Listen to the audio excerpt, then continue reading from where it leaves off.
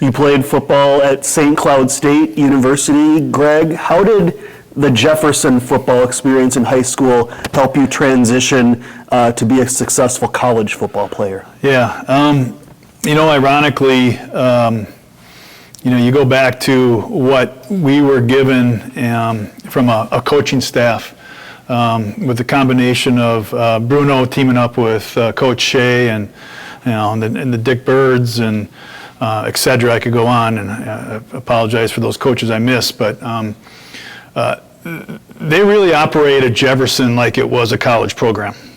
And I didn't realize that until I got to St. Cloud, where when I walked out into the field at St. Cloud, no disrespect to St. Cloud, but Jefferson was probably a better run program than St. Cloud at that time, whether it was just a machine, whether it was the coaches knew their responsibilities and the practice schedules and the expectations set up and the training. And it was a college program in high school.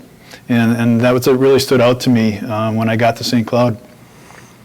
And you recently retired as well, and some of the Jefferson coaches, or maybe one in particular, had an impact on your eventual career. Yeah, certainly. Going up through high school, my junior and senior year, and remind you, my junior year is when Bloomington Lincoln combined with Jefferson and Kennedy, and we're fortunate enough to have Stan Shea come over, Coach Shea, and Coach Shea ran the accounting program at Jefferson.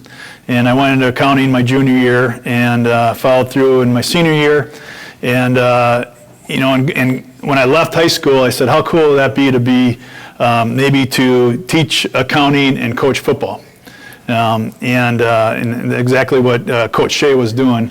But I carried that accounting career. I got my accounting degree at St. Cloud, and then I got my master's in accounting at the U of M. But certainly, Coach Shea had a certainly influence of the accounting profession in me. In fact, I would call him during my St. Cloud days, and we'd talk accounting and stuff that we were doing. So very influential and appreciative of kind of that counselor guidance and that career path. And I stayed at the same firm I was at a public accounting firm for 35 years, and I was one of the partners, chairman, tax department head. Had a very successful career and loved every moment of it, and have a lot of people to thank for that.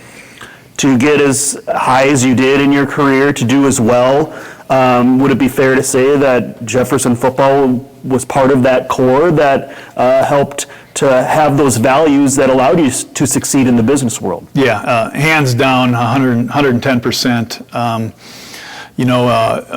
I go back to all types of sports. I believe in sports in general. I do believe that football teaches you life skills through sports, perhaps more than any other sport. Not that I don't want to discount the other sports, because certainly every sport gives you those life skills. But without that football background and being the dedication and the strength and to get knocked down, get back up, pursue, it teaches you those skills. And in fact, in my career in public accounting, I was on a nonprofit board for the Leo Lewis Sports Foundation that we actually went and taught life skills through sports, and that was through the football arena as well. And so it's certainly the preparation of Jefferson football and the teaching of that, and to have Bruno teach you not only from his coaching perspective, but again, his influence in the STAR program for kids that didn't have it easy. Maybe there's a certain thing at home, or they got in trouble somehow. But him running that program and being successful with those kids, that was his heart. His heart was to have people succeed and flourish. But to have both sides of that, it was very enlightening. In fact, I remember there were days when study hall that Bruno would purposely bring the football players and have us sit in with the star kids. We would meld. It's sort of like I don't know if you remember the movie Breakfast Club, but it was sort of like the movie Breakfast Club. And we got along with them, and Bruno would sneak out of the room, and looking back, I think he'd do that on purpose. I think he'd want us to talk and just to see other perspectives of how other people do.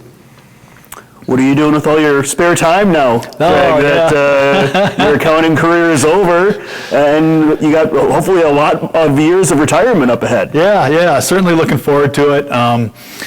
Just want to kind of take it easy and just sort of take a look back. And but I've got a daughter that's graduating from Ohio State next year, and then I got a son that is pitching for St. Thomas, and he's going to be a redshirt sophomore next year.